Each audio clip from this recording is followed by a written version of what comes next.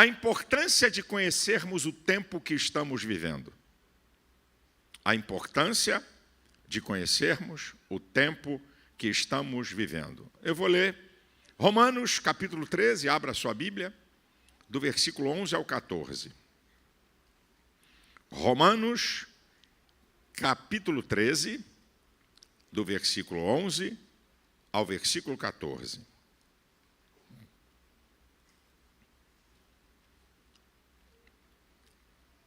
Diz assim a palavra do Senhor. E isto digo conhecendo o tempo que já é hora de despertarmos do sono, porque a nossa salvação está agora mais perto de nós do que quando aceitamos a fé. A noite é passada, o dia é chegado. Rejeitemos, pois, as obras das trevas e vistamo-nos das armas da luz. Andemos honestamente como os de dia, não em glutonarias, nem em bebedeiras, nem em desonestidades, nem em dissoluções, nem em contendas e inveja. Mas revesti-vos do Senhor Jesus Cristo e não tenhais cuidado da carne em suas cobiças. Eu vou pregar aqui a primeira parte dessa mensagem, aqui uma pequena introdução. Ao conhecermos o tempo que estamos vivendo, nós, ao conhecermos esse tempo, passamos a ter uma noção exata do que nós precisamos fazer a fim de nos preparar para um novo tempo da nossa vida até a eternidade. É importante você conhecer o tempo para corrigir áreas, para melhorar em outras, para que você tenha uma noção exata de onde você precisa agir, o que você precisa fazer, o que você precisa incluir na sua vida para um novo tempo aqui na Terra até a eternidade. Eu vou mostrar algumas características desse tempo, e não vou falar de todas, primeiro que eu não tenho capacidade para falar de todas, e também não seria útil para o aprendizado falar de tantas, mas eu escolhi algumas daquilo que eu percebo do que está acontecendo nesse tempo. Então, vamos lá? Número 1, características do tempo que nós estamos vivendo. Nós estamos vivendo um tempo de banalização. Banalizar é tornar tudo comum e sem valor. É isso que é banalizar. É tornar tudo comum e sem valor. Sabe? Banalizam casamento, banalizam família. Nós estamos vendo isso aí. Banalizam respeito à autoridade. Banalizam, sabe, as relações sexuais ilícitas que a Bíblia aponta que é fora do casamento heterossexual. Então, tudo é banalizado. Não, isso tudo não tem nenhum problema. Agora, eu não preciso ir no mundo para ver isso, minha gente. Isso está acontecendo no meio do povo de Deus. Não está precisando ir lá fora, não. No meio do povo de Deus, nós estamos verificando uma banalização. Isso é, torna uma coisa sem valor. Não, pode divorciar, casou, não deu certo, esquece. Não, família, isso é bobagem. Não, ter relação sexual com a namorada, isso é besteira, vai lá, pede perdão, toma ceia, está tudo bem. Não precisa respeitar pai, mãe, professor, autoridade, pastor. Agora eu digo uma coisa para você. Isto leva o povo de Deus a uma prática terrível, que é a falta de temor a Deus e a banalização da graça de Deus. Uma graça que não liberta, uma graça que não salva, uma graça sem graça. Quando nós banalizamos e achamos que coisas espirituais não têm valor nenhum. Olha o que o apóstolo Paulo diz em 2 Coríntios, capítulo 7, versículo 1. Ora, amados, pois que temos tais promessas, purifiquemo-nos de toda a imundícia da carne e do espírito, aperfeiçoando a santificação no temor do Senhor. Olha o que ele está falando aqui. Se essas coisas não têm problema nenhum, por que você vai se aperfeiçoar? Por que você vai se purificar? Não tem problema pode viver no pecado, na safadeza, que parece que Deus é macaco gordo. Depois quebra o galho. Olha o que Paulo vai dizer em Romanos, capítulo 11, do versículo 19 a 22, eu vou dar uma síntese. Paulo diz o seguinte, que o ramo verdadeiro, o galho foi quebrado, a linguagem que ele usa, para nós sermos enxertados, isso é, Israel. Nós, os gentios, fomos enxertados. Aí ele vai dizer assim, o galho foi quebrado pela incredulidade deles, mas vocês foram enxertados pela fé. Agora, não fique soberbo, não. É o que o apóstolo Paulo está dizendo. Não fique soberbo por causa disso, não. Aí ele vai dizer uma sentença incrível. Porque se Deus não poupou os ramos naturais, pensa que vai poupar vocês? Se Deus não poupou a Israel, vai poupar vocês? Porque estão na graça? Aí ele vai finalizar. Devemos, pois, considerar a bondade e a severidade de Deus. Para conosco a benignidade, para com os que caíram a severidade. Mas você vai ter a benignidade se você permanecer nela, senão vocês também serão cortados.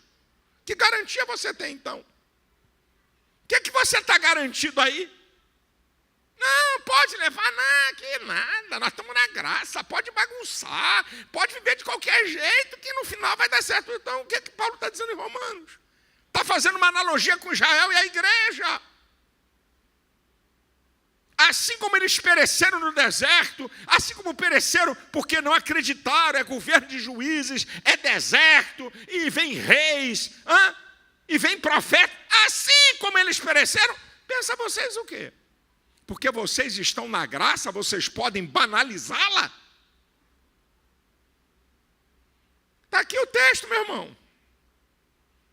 E aí Romanos capítulo 6, versículo 22 e 23, ele vai dizer uma coisa. E agora libertados do pecado e feitos servos de Deus, tende o vosso fruto para a santificação e por fim a vida eterna. Porque o salário do pecado é a morte, mas o dom gratuito de Deus é a vida eterna por nosso Senhor Jesus Cristo. Olha a construção que Paulo faz.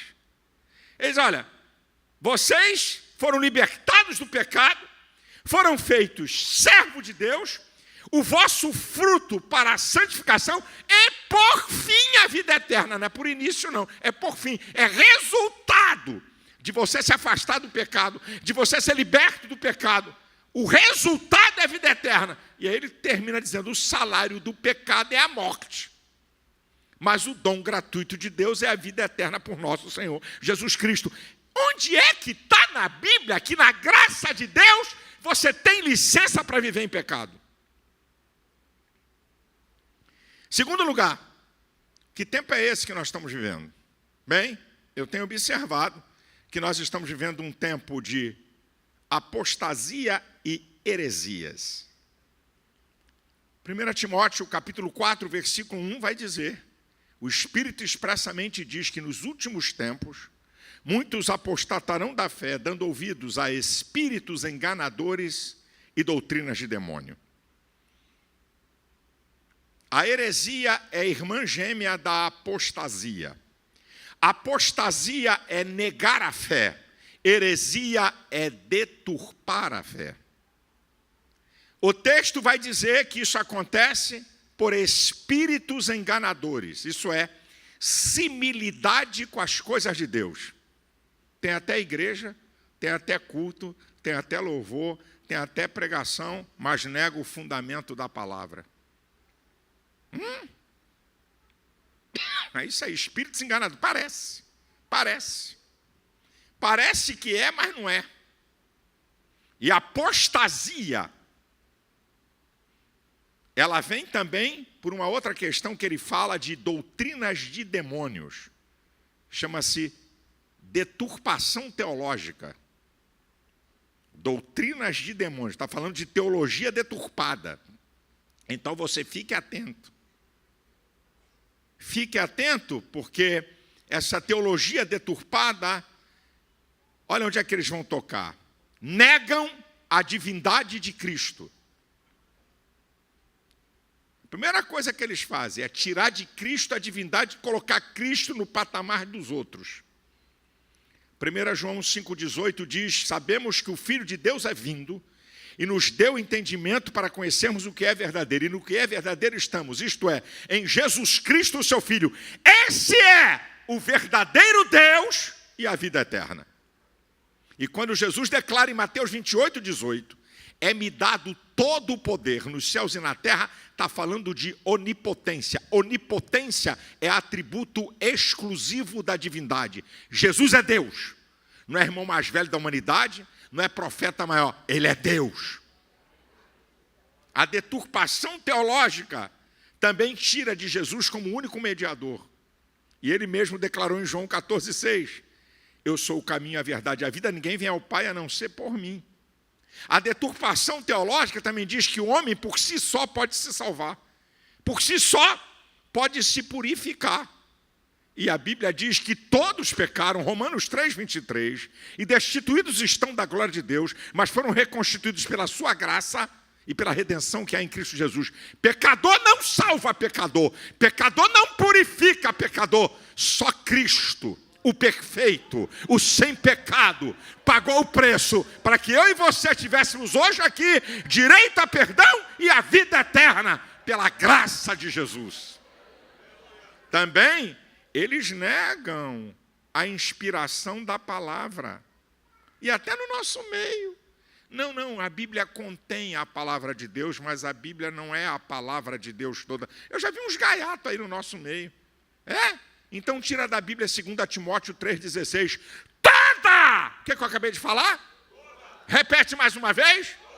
Toda a Escritura é divinamente inspirada. Toda ela é inspirada. Toda. Salmo 119, versículo 89. A tua palavra permanece para sempre no céu. Salmo 138, versículo 2 diz que ele colocou a sua palavra acima do seu nome. A palavra de Deus é absoluta, a verdade de Deus para o homem.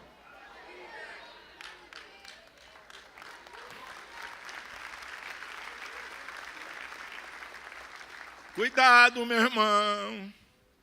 Cuidado com heresia. Cuidado com o espírito enganador. Parece que é de Deus, parece que é Cristo. Parece, mas não é. Nega a eficácia e os fundamentos do Evangelho. Número 3. E aqui eu vou beber um pouquinho d'água, porque eu vou demorar um pouquinho mais nesse aqui. Aqui é como diz o ditado, a cobra vai fumar cachimbo. O ditado popular carioca.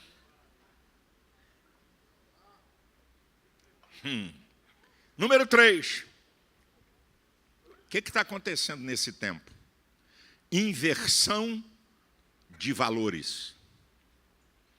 O que tem valor passa a não ter valor.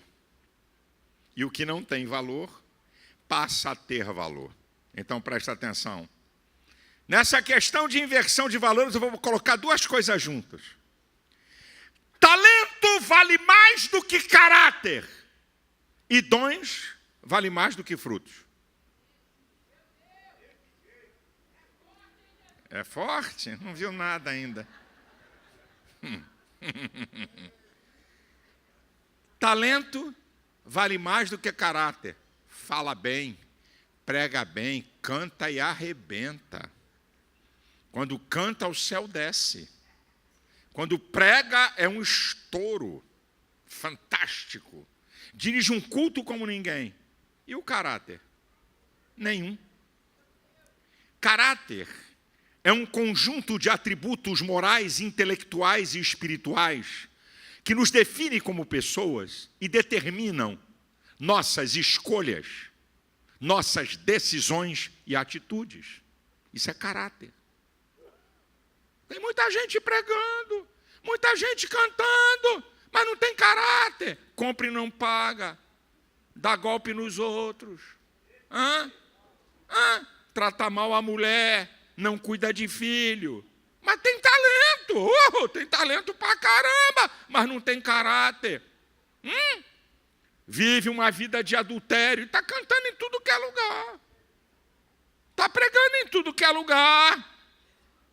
Agora, essa inversão também acontece. Isso é só no meio do povo de Deus.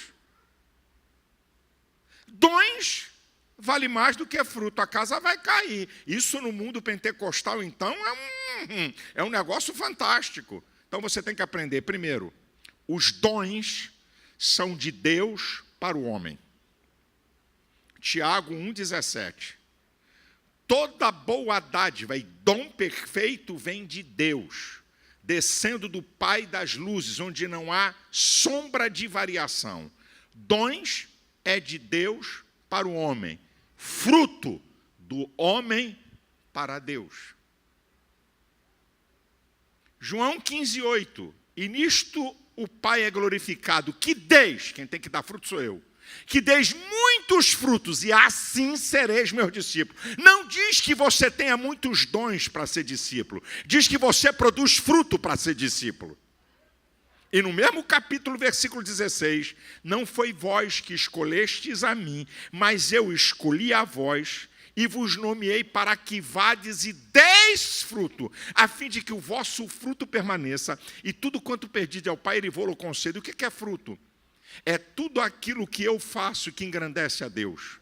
É tudo aquilo, é toda a minha prática que edifica o reino. É toda a minha prática de vida cristã que abençoa outros. Isso é fruto. Agora escute.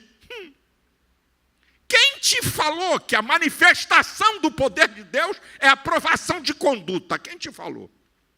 Porque dons é a manifestação do poder de Deus através da vida, facetas do poder de Deus através da vida de pessoas. E quem te falou que a manifestação do sobrenatural e do poder de Deus é sinal de aprovação? Então vamos para dois fatos, Antigo e Novo Testamento. O lugar onde Deus operou sinais que nunca mais operou na história da humanidade foi no deserto. Comida caía do céu todo dia. 40 anos. Água brotava da rocha. Roupa não ficava velha, pé não inchava. Coluna de nuvem para guiar o povo e abrandar a força do calor do deserto durante o dia. Coluna de fogo para espantar serpentes, para aquecer o povo, porque o deserto é temperaturas altíssimas de dia e frio de noite. Aquecer o povo e guiar o povo. A Bíblia diz que saíram 600 mil homens de pé quando Israel saiu do Egito. Mulheres e crianças, dá perto de 2 milhões de pessoas. Com todos esses sinais e maravilhas, só 2. Só 2, Josué e Caleb, entraram na terra prometida. Quem te falou, meu irmão, que a manifestação do poder de Deus é a aprovação de conduta? Agora vamos para o Novo Testamento, leis do reino, Mateus capítulo 7, a partir do versículo 17. Toda árvore boa produz bom fruto, toda árvore má produz mau fruto. Não pode árvore boa dar mau fruto, nem árvore má dar bom fruto. Toda árvore que não dá fruto, corta e lança no fogo. Porque pelos seus frutos conhecereis. Agora a coisa vai apertar. Agora o negócio vai ficar, como diz o outro, mais estreito. Muitos me dirão naquele dia: Senhor, não profetizamos nós em teu nome? Profecia, dom. Não expulsamos nós demônio? Operações de Deus. Não operamos maravilhas? Dons. Qual é a resposta do Senhor para essa turma? Então eu vos direi abertamente. Olha o que diz a palavra. Apartai-vos de mim, vós que praticais, eu nunca vos conheci. Apartai-vos de mim, vós que praticais a iniquidade. Aqui eu estou com a Bíblia aqui. Ele fala do fruto. E depois ele vai dizer: nem todo aquele que me diz Senhor, Senhor entrará no reino dos céus, mas aquele que faz a vontade de meu Pai que está nos céus. Porque muitos me dirão naquele dia: expulsamos demônios, profetizamos, operamos maravilha. Nunca conheço vocês não, se afasta de mim, vocês que praticam a iniquidade. Você sabe o que é operação de maravilhas, meu irmãozinho? Operação de maravilhas está acima do dons de curar. Dons de curar são organismos com problemas e defeitos que ficam sãos. O cara tem um câncer em alguma parte, fica curado. Isso aqui é dom de curar. Problema no coração, problema no cérebro, problema no osso. Operação de maravilhas, ressuscitar morto. Operação de maravilhas é o cara não ter um olho e nascer um olho. Então imagina hoje um cara que expulsa demônio, que profetiza e que opera maravilhas. Esse é o cara. Não, esse é o cara. Esse é o cara. Nós estamos fazendo inversão de valores. Cadê o fruto desse cara? Rapaz, o que tem de história de gente aí? O que tem de história de gente aí dando CPF? O que tem de gente aí, teu CPF é 6643225, não sei o quê, Deus manda dizer para você, bababá, bababá, e revelando tanta coisa, e um monte de medíocres acompanhando o charlatão, que tem até igreja. Aprende, meu irmão, olha o fruto, olha a vida, olha a história.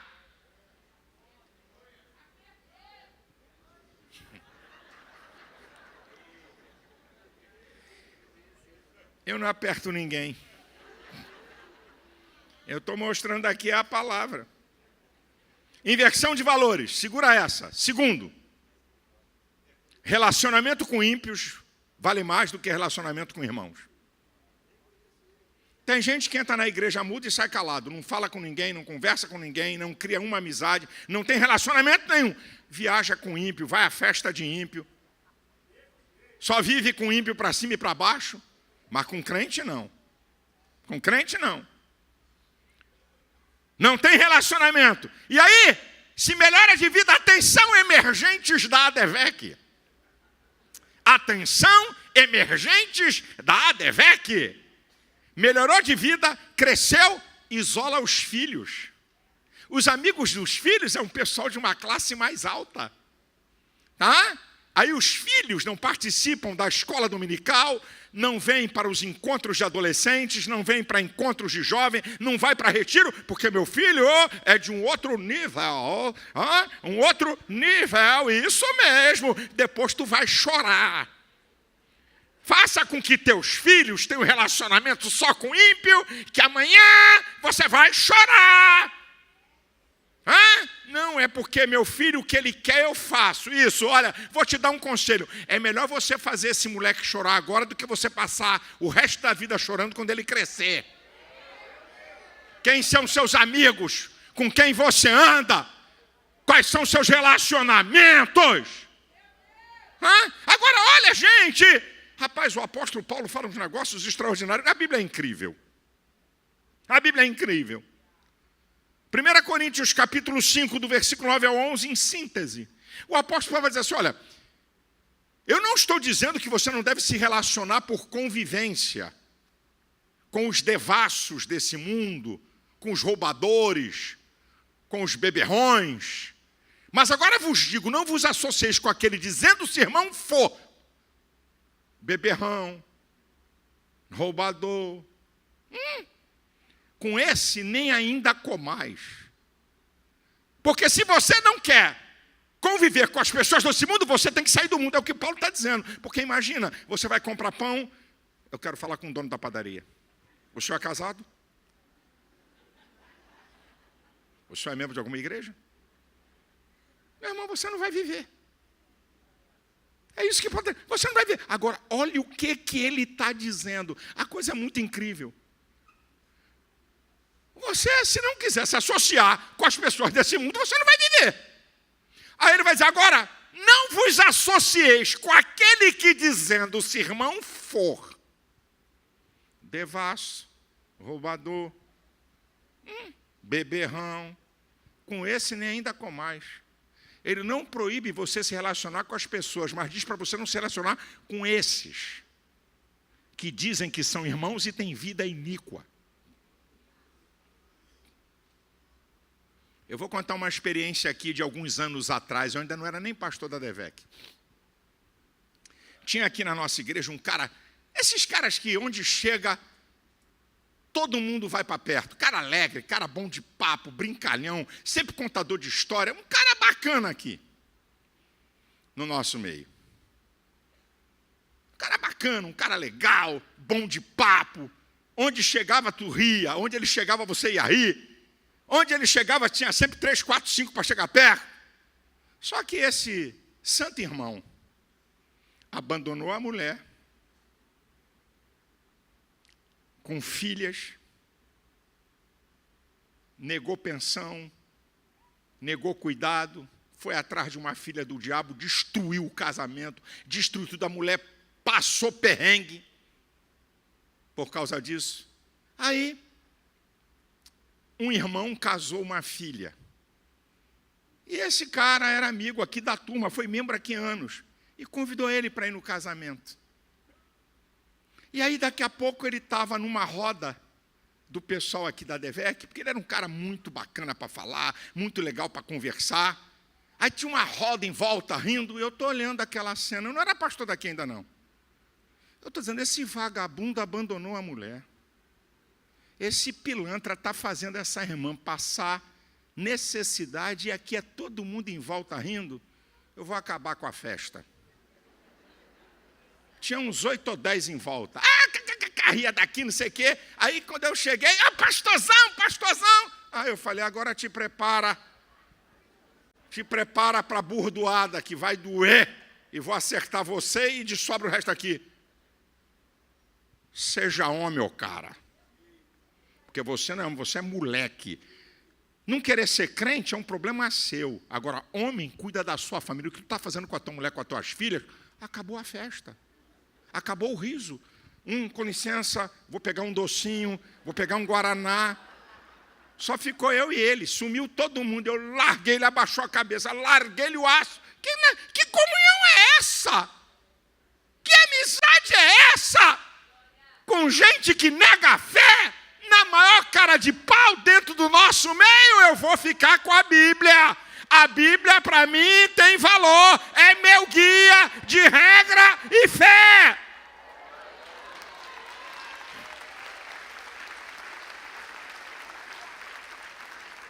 Olha o que Paulo diz em 2 Coríntios, capítulo 6, a partir do versículo 14. Não vos prendais a um jugo desigual com os infiéis. Que sociedade tem a justiça com a injustiça? Que comunhão tem a luz com as trevas? Que concórdia entre Cristo e Belial? Que parte tem o fiel com o infiel? Que consenso existe entre o templo de Deus e os ídolos? Porque vós sois o templo do Deus vivente. Como Deus disse, neles habitarei e com eles andarei. Eu serei o seu Deus, eles serão o meu povo. Pelo que saí do meio deles. Não toqueis nada imundo, então eu vos recebereis. Eu serei para vós pai, vós sereis para mim filhos e filhas, diz o Senhor Deus Todo-Poderoso. Eu fico com a sua palavra. Inversão de valores. Terceira inversão. Experiências espirituais valem mais do que a palavra de Deus. Experiências espirituais valem mais do que a palavra de Deus. Aprenda isso aqui, meu irmão. Visões, revelações e profecias fora da palavra, elas estão limitadas a pessoa ou pessoas ou grupos ou geografia. A única revelação universal e atemporal, a palavra de Deus. Teve um irmão lá na América que teve uma revelação para o mundo. Não teve, não. Ele pode ter uma revelação para algum país, para algum lugar, para um grupo de pessoas ou para alguma igreja. Para o mundo não tem, não. Nem para a igreja toda. Revelação para a igreja toda, palavra de Deus. É a única revelação absoluta. Cuidado. Gente andando atrás de profeta, pegando até avião para ir lá para a América, porque lá tem um grupo de profetas, para poder ouvir o que Deus quer. Meu Senhor, abençoa teu povo. Abençoa teu povo, Senhor.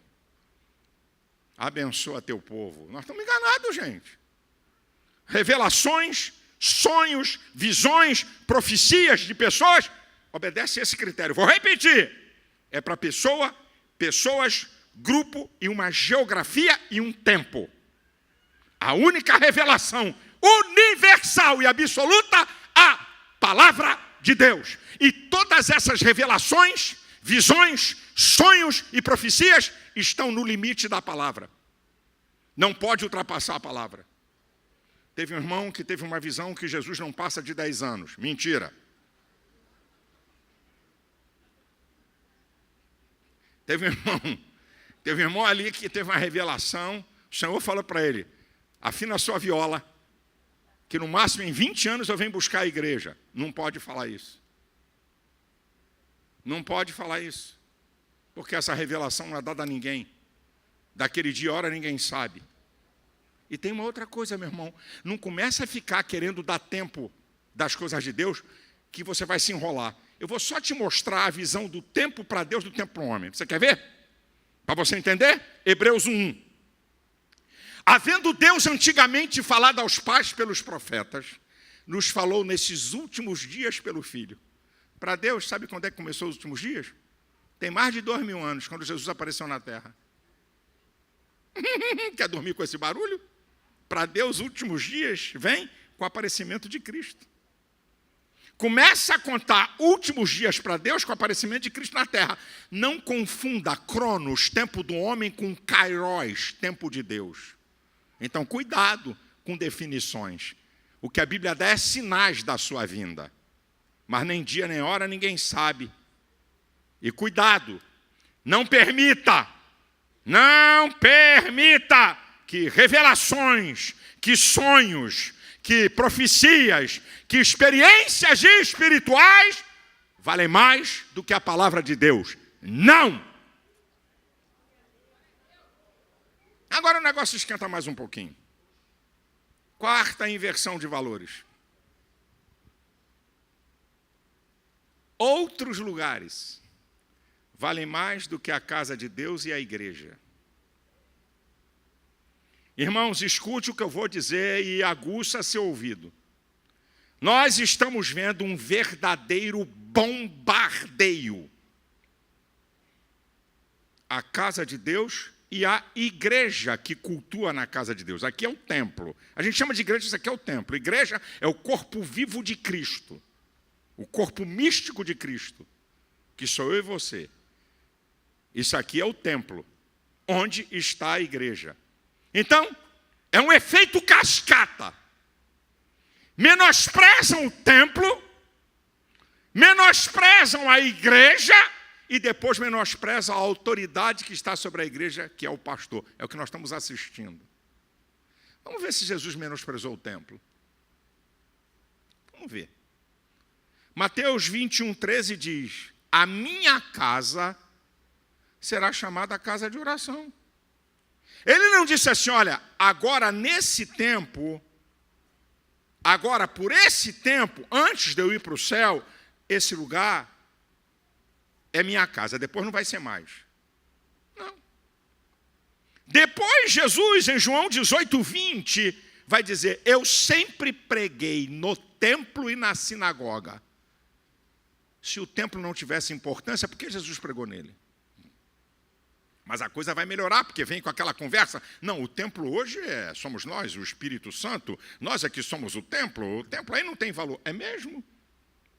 Em Atos 3, depois da ascensão de Cristo e da descida do Espírito Santo, Pedro e Tiago subiam ao templo para orar a hora nona. Por que então eles foram para o templo? Mas tem mais. Atos 22:17. 20 anos mais depois da ascensão e da descida do Espírito Santo, Paulo chega em Jerusalém e vai para o templo e lá tem revelações. Onde é que a Bíblia menospreza o templo? Agora, claro, não precisa ser um templo bonito, uma choupana, qualquer lugar onde a igreja se reúne. Pode não ter nem lugar, porque para ser igreja tem que ter ovelhas e um pastor ou alguém delegado por um pastor. Isso é igreja. Pastor, aqui não tem igreja nenhuma, onde eu estou morando. Mas você está ligado a uma igreja mesmo à distância. Você não é membro online. É porque onde você está, no país que você está, no extremo que você está, não tem igreja nenhuma. Então você está ligado a uma. Agora, preste bastante atenção a isso aqui, meu irmão, porque se menospreza o templo, para menosprezar a igreja, dizer que a igreja não tem importância. Que você pode cultuar a Deus na sua casa, sozinho, sem ninguém. Vamos devagar com a louça aí, vamos para a Bíblia. O apóstolo Paulo, em Atos capítulo 16, versículo 4, na sua segunda viagem missionária, levava os decretos da autoridade apostólica que estava em Jerusalém, onde ele passava. Ele estava sujeito à autoridade apostólica de Jerusalém. Em Atos, capítulo 13, do versículo 1 ao 4, Paulo era membro da igreja de Antioquia. E é a igreja que libera ele para começar as viagens. Que conversa é essa que a igreja não tem valor? Que história é essa que você pode viver a vida cristã sem a igreja? Está precisando ler mais a Bíblia. 1 Coríntios capítulo 12, a partir do versículo 12, diz que a igreja é corpo. Corpo é um conjunto de membros interdependentes. Nenhum membro sobrevive fora do corpo. Transplante tem hora certa para tirar um órgão de um corpo e colocar no outro. Senão perde o tempo, apodrece e não tem valor. Que história é essa que você vai ter vida espiritual fora do corpo de Cristo? Que papo é esse? Que teologia é essa? Que Bíblia é essa? Eu estou te mostrando aqui texto da Bíblia, meu irmão. Agora escute, de tempos em tempos, levanta um filho do capeta no nosso meio para menosprezar o templo, menosprezar a igreja e a liderança. Coisa ruim eu não dou nome. Mais ou menos em 2015, 2014 a 2016, se levantou um cara, o paladino da moralidade gospel, igrejas de bodes, meteu a ripa, esculhambou com tudo que é igreja e pastor, inclusive esse que vos fala. Só que eu aprendi um ditado: nunca cutuque onça com vara curta. Porque eu vou lá investigar quem é que está falando. Eu falei, quem é esse cara que aparece de repente como paladino da verdade e um monte de gente seguindo e aplaudindo no canal do YouTube, que é o que ele gostava de usar? Vendendo também cursos e palestras e dando conferências. Deixa eu ver quem é esse caboclo que está me esculhambando igrejas e pastores. Não aparece a história dele. Aí eu fui investigar. Ele era líder de mocidade de uma igreja, deu um golpe no pastor quando ele ficou doente, tomou a igreja. O pastor, um homem simples, entrou na justiça e ganhou, mas não tomou a posse. Eu fui saber da história. Calma, não acabou aí não. Calma. A história não acaba assim não. Ano passado, em grande estilo, eu vou sair das redes sociais. Eu vou sair porque é um tempo que eu estou precisando para meditar e tal. Vagabundo mentiroso, envolvido até a lama do pescoço com coisa e pecado gravíssimo. E ainda saiu por cima, e eu vi alguns, está vendo? É assim que se faz um homem de Deus. Eu falei, coitado do povo. Como é que o povo é enganado? Agora apareceu um outro cara aí que ninguém sabe quem é, nem a igreja dele. Metendo o pau em tudo que é igreja, lógico. Eu sou um dos primeiros da fila, é lógico.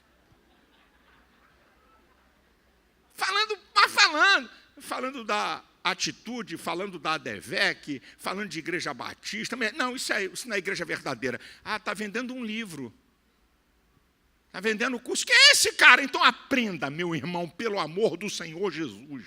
Não existe homem sem história e história sem homem. Quem é esse cara? Olha como é que a Bíblia é sensacional. Em Mateus 1, do versículo 1 ao 17, mostra a genealogia de Cristo, a sua origem. 42 gerações. Quando você vai aos profetas da Bíblia,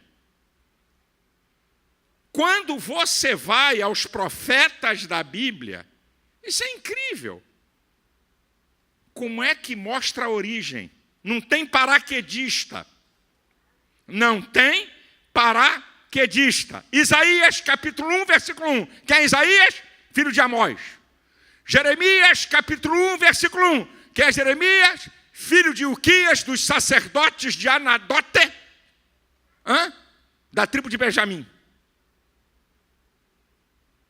Quem é Ezequiel? Ezequiel, capítulo 1, versículo 3. Filho de Buzil, sacerdote.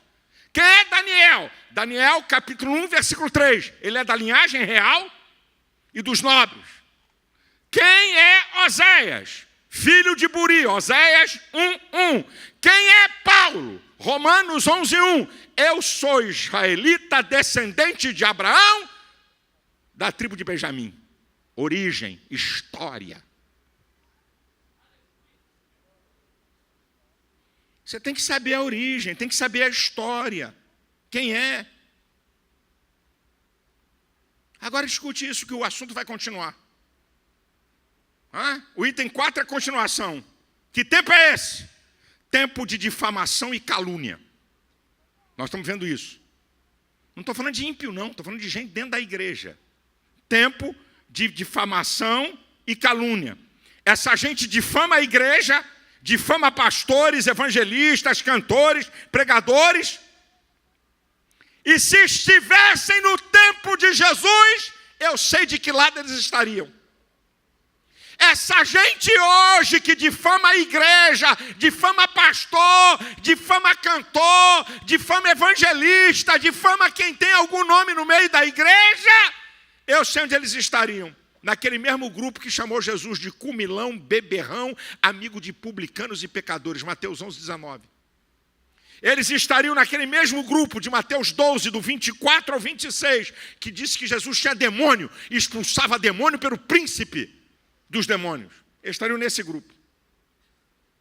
Eles estariam no mesmo grupo que questionou a autoridade apostólica de Paulo, 2 Coríntios capítulo 10 ao capítulo 13, Gálatas capítulo 1 e capítulo 2. Eles estariam no mesmo grupo daqueles que questionaram a autoridade de Moisés, Números 16, Datã, Coré e Abirão, maiorais da congregação. Eles estariam nesse mesmo grupo. Essa mesma gente que hoje, se vivesse nesse tempo, estaria usando, se naquela época tivesse Instagram, Facebook, TikTok, para difamar, para caluniar. Fizeram isso com Jesus. Por que não vão fazer comigo? Eu sou difamado, caluniado. Uma coisa é fazer crítica, meu irmão. Você pode criticar. A questão não é crítica. A questão é calúnia, mentira, difamação, colocar em xeque a vida e a conduta de uma pessoa. Sabe o que eles fazem? Eu fico rindo. Eles pegam uma mensagem, uma palavra, por exemplo, minha, de 20 minutos, 40, 50, 1 hora, e fazem um corte de 1 minuto a 2. Vou contar um episódio. Um cara agora, eu no Descende, que falaram mal do Descende. Um filho do Satanás disse que o Descende era vinculado à ONU.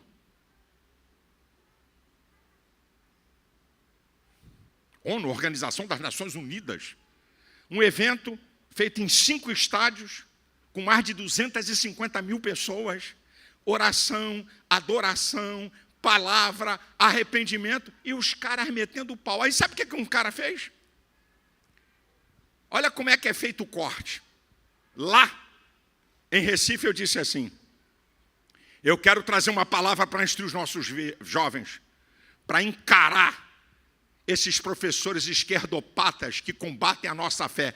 Eu vou te dar aqui uma receita. Ele para o vídeo aqui. E aí ele entra. O servo de Deus não convém contender. O servo de Deus é pacífico. O corte que ele dá é porque eu vou dizer assim: se você quer hoje brilhar nesses lugares, palavra de Deus, oração e vida cheia do Espírito Santo, ele corta isso. É assim que eles fazem, irmãos. Eu já vi cada aberração de cortar, falar meu, eu digo, meu Deus do céu, isso é uma brincadeira.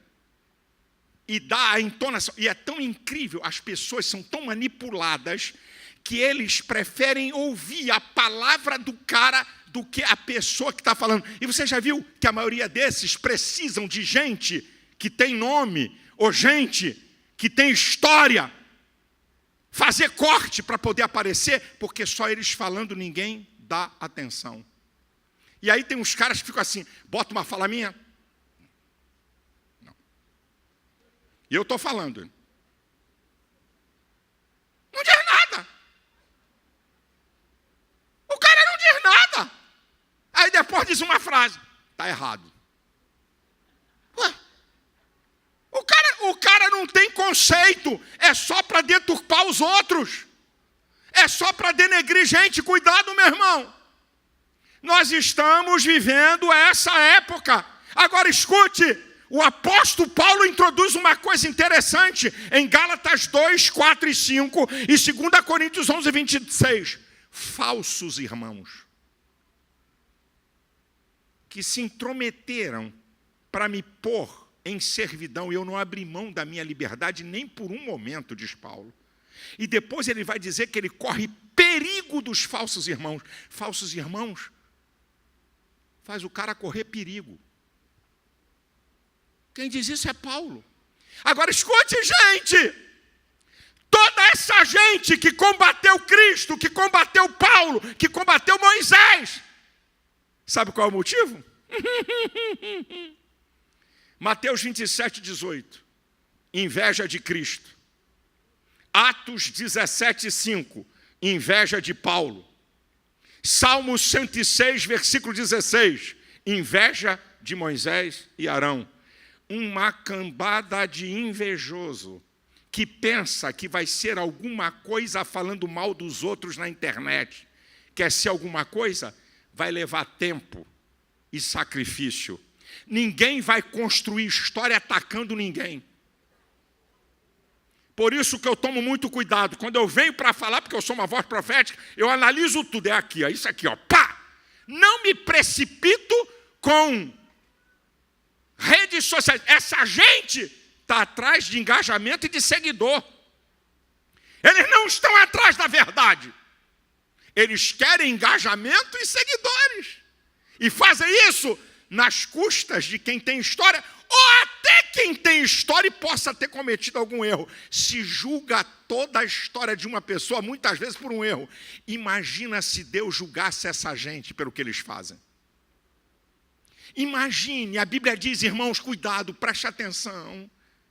À medida que você julgar, você vai ser julgado. Dizer que alguém é do diabo, dizer que é da macumba, dizer que é de Satanás, muito cuidado. Você pode criticar, eu não gostei, não concordo com essa palavra, eu não concordo com essa música, eu não concordo. Agora, dizer que é do diabo, olha a história, cuidado. Fico com o conselho de Gamaliel. Quando a elite religiosa queria perseguir os apóstolos, o sábio Gamaliel disse, olha, se essa obra é de Deus, ela permanece. Se ela não é de Deus, ela acaba. Agora, cuidado, para você não ser pego combatendo contra Deus. Cuidado o que é que você está falando ou acompanhando esses linguarudos do inferno. E uma coisa interessante aí, eu tenho que deitar e rolar. Falar mal de pastor é mole. Atacar a igreja é mole. Agora eu quero ver essa cambada de covarde falar da roubalheira do INSS.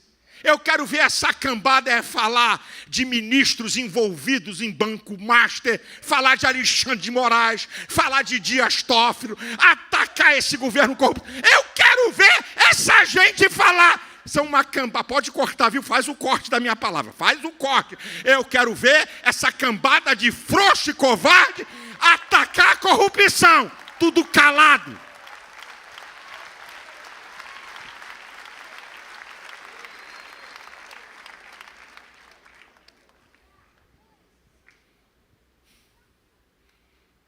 Igreja do Deus vivo. 1 Coríntios capítulo 2, do versículo 14 ao 16. O homem natural não compreende as coisas do Espírito de Deus porque lhe parecem loucura. E não podem compreendê-las porque elas se discernem espiritualmente.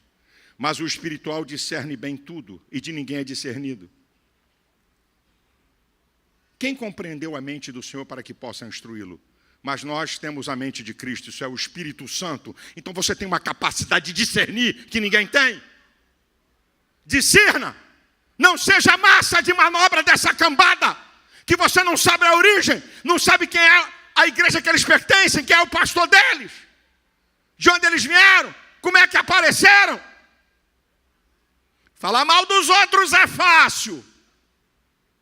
Atacar pastor é fácil. Atacar a igreja é fácil. A igreja não vai entrar na justiça. Repito, eu quero ver eles atacando o que está acontecendo no país.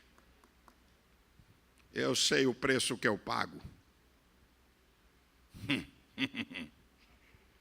Mateus capítulo 12, versículo 36 e 37 diz: nós vamos dar conta a Deus por todas as nossas palavras. Pela sua palavra você vai ser justificado e pela sua palavra você vai ser condenado. E eu vou encerrar essa parte aqui colocando 1 Coríntios capítulo 4, do versículo 3 ao 5 na tela, porque vai ficar fácil para mim não errar uma vírgula. Todavia, a mim pouco se me dá de ser julgado por vós ou por algum juízo humano. Nem eu tampouco a mim mesmo me julgo. Porque em nada me sinto culpado, mas nem por isso me considero justificado, pois que quem me julga é o Senhor. Portanto, nada julgueis antes do tempo, até que o Senhor venha, o qual também trará à luz as coisas ocultas das trevas e manifestará os desígnios dos corações, e então cada um receberá de Deus o louvor. Pode falar aí, meu irmão. Desculpa a expressão, cachorro latindo para a lua. Fica à vontade aí me caluniar, me difamar. Eu continuo a minha marcha. Eu vou continuar a minha marcha. Eu não tenho que dar satisfação daquilo que Deus dirige para eu fazer. Eu não tenho que dar satisfação. Eu estou falando aqui com a igreja que eu sou pastor, que eu tenho responsabilidade de te alertar. Para você abrir os olhos e tomar muito cuidado com o que você está ouvindo. Qualquer assunto que viraliza, vem um monte de gente para falar nas redes sociais. E se for de igreja de pastor, é um monte de gente para atacar, sem prova, sem nada. Foi por isso que eu questionei uma senadora evangélica que disse que grandes igrejas evangélicas estavam na lama da corrupção do INSS. Eu disse, como é que é? Dá um nome. Isso é uma afronta. Dá um nome. Quais são as grandes igrejas que estão envolvidas nessa lama? Que conversa é essa? De uma pessoa que diz que é evangélica e vem denegrir todo mundo? Aí eu disse assim, mais tarde eu posto um vídeo fazendo um desafio a essa senadora. Rapidinho ela botou uma lista que ela já tinha mais de 20 dias e que não tem uma igreja de significação na lista. Eu liguei para o presidente da CPMI, que é um crente. Falei, irmão, por favor, tem alguma grande igreja envolvida nessa lama? Me dá um nome aqui, porque não vai ter colher de chá. Malafaia, não tem nome de nenhuma grande igreja. O que parece aqui para nós é o seguinte. Parece que 2 novas igrejas foram criadas por malandros para lavagem de dinheiro. E tem pequenas igrejas, de que talvez alguns desses deram oferta, mas que não tem prova. Então como é que uma pessoa vem? Aí, meu irmão, Deus me levantou para questionar. Não vem falar da igreja, não. Dá nome. Nós não estamos aqui para botar debaixo do tapete nada, não. Ei, quem escolheu Judas foi Jesus, amigo íntimo. Salmo 41, versículo 9. Até o meu amigo íntimo feriu meu calcanhar. Não deixa isso na Bíblia, não. Jesus escolheu Judas, era o tesoureiro. O cara da grande alta confiança se traiu. Não, o evangelho expõe. Nós não estamos aqui para proteger. E alguns, coitadinho, bobinho, caindo no jogo. Caindo no jogo, como se eu estivesse querendo proteger alguém. Não, eu quero transparência. Agora, eu não vou entrar nesse balaio de gato, porque alguns já estavam dizendo na minha rede: ei, pastor, a sua igreja está nisso, é? A sua igreja está... Grandes igrejas. Cadê o nome de uma delas? Não tem nenhuma. Cortina de fumaça, de acusação leviana para fins políticos. Não, eu não vou. Irmão, qualquer um, Deus me lembra, qualquer um que se levantar contra a igreja, meu filho, segura que o pastor Silas vai se levantar. A igreja é de Jesus. Mas tem erro, vai ter sempre. Entre 12 tinha um pilantra. E Jesus escolheu os 12. Vocês querem o quê? Vai ter erro. Mas a igreja de Cristo e as portas do inferno não vão prevalecer contra ela. E a marcha da igreja é triunfante. Não ataque, não acuse a igreja. A igreja é a noiva do Cordeiro.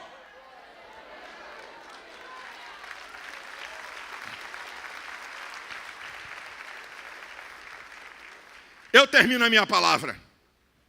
Que tempo é esse que nós estamos vivendo? O tempo de banalização. Nós estamos vivendo esse tempo. Um tempo que as coisas todas são levadas para aquilo que não tem valor. Nós estamos vivendo um tempo de apostasia e heresia. Nós estamos vivendo um tempo de inversão de valores. Nós estamos vivendo um tempo de difamação, de calúnia. E eu encerro essa primeira parte da mensagem. Esse é o tempo de buscar o Senhor. Isaías 55:6 diz: buscai ao Senhor enquanto se pode achá-lo. Invocai-o enquanto está perto. Você quer buscar o Senhor? Jeremias 29:11. Buscar-me-eis e me achareis, quando me buscardes de todo o vosso coração. Mente, vontade e sentimentos. Desejo profundo de se relacionar com Deus. Como é que se busca o Senhor? Através da oração. Deus tem várias maneiras de falar com você. Você só tem uma maneira de falar com Ele. Oração. A chave da intimidade. Você quer buscar o Senhor?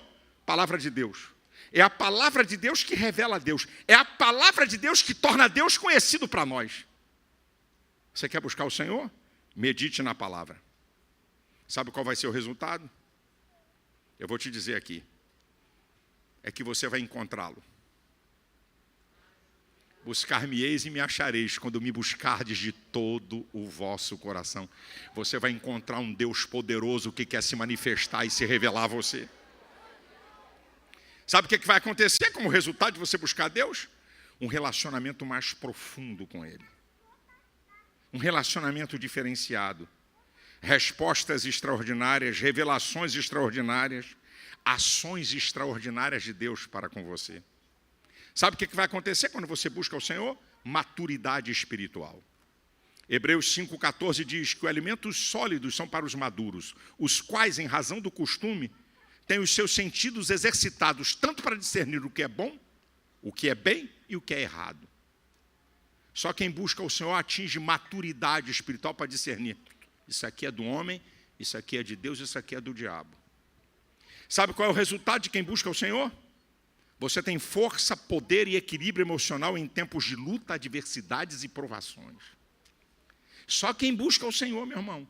Aquilo que Paulo diz em 2 Coríntios capítulo 4, versículo 17, a nossa leve e momentânea tribulação produz em nós peso de glória muito excelente. Tudo que Paulo falou, ele fala que é leve e momentânea tribulação. Por quê? Porque ele buscava a Deus, ele tinha força, poder e equilíbrio emocional em tempos de lutas. Eu vou falar de um fato, para encerrar a minha palavra, de uma irmã que é membro da nossa igreja. Minha secretária há mais de 25 anos. Uma mulher de Deus, ela e o marido. Gente de Deus. Gente que tem comunhão com Deus.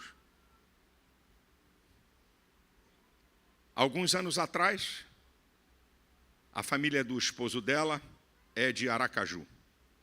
Alguns anos atrás, ela de férias em Aracaju, o filho menor, 3 filhos, pegou uma infecção grave e o garoto morreu. Isso há anos atrás. Agora ela de novo de férias em Aracaju.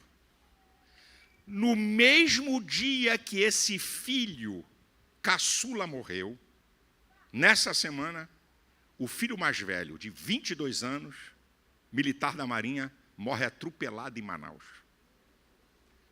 No mesmo dia da morte do irmão há anos atrás.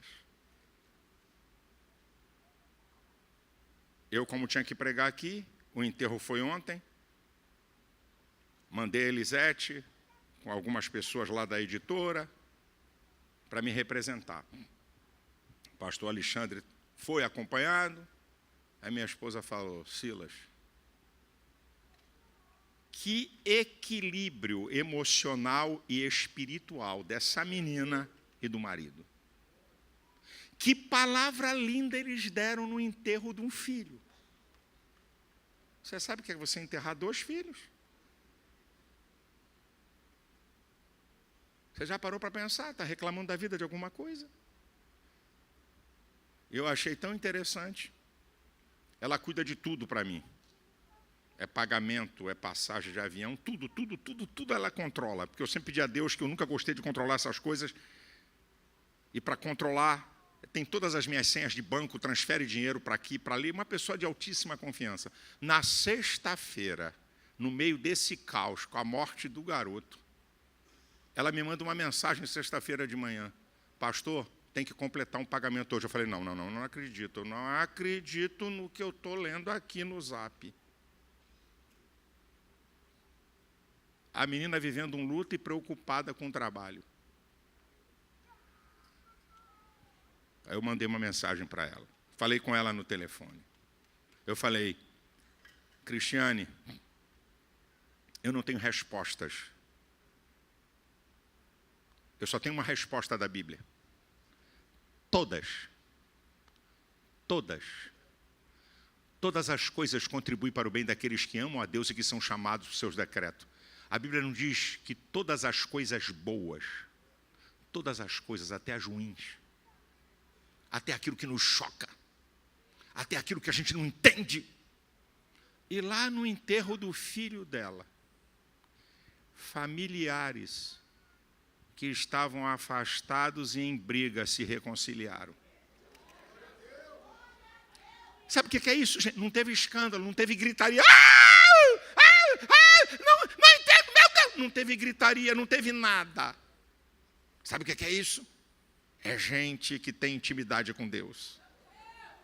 E que tem equilíbrio emocional em tempo de luta, adversidades e provação.